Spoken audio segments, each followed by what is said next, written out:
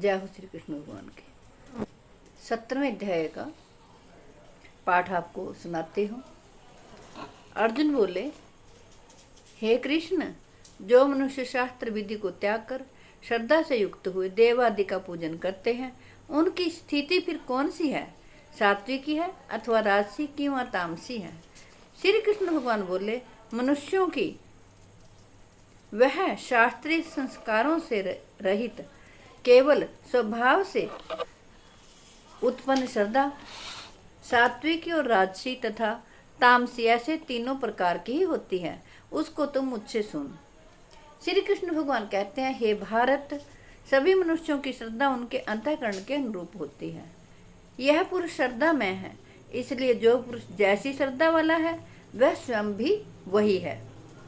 सात्विक पुरुष देवों को पूजते हैं और राजस पुरुष यक्ष और राक्षसों को तथा अन्य जो तामस मनुष्य हैं वे प्रेत और भूत गणों को पूजते हैं।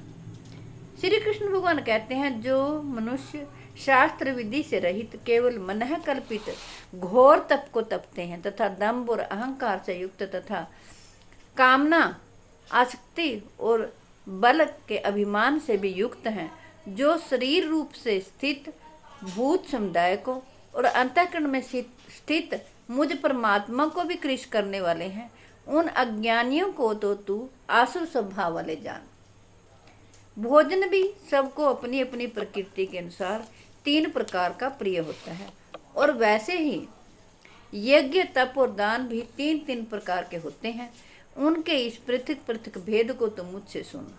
श्री कृष्ण भगवान कहते हैं, आयु, बुद्धि, बल, आरोग्य, सुख और प्रीति को बढ़ाने वाले, रस युक्त, चिकने और स्थिर रहने वाले तथा स्वभाव से ही मन को प्यारे, मन को प्रिय ऐसे आहार अर्थात भोजन करने के पदार्थ सात्विक पुरुष को प्रिय होते हैं।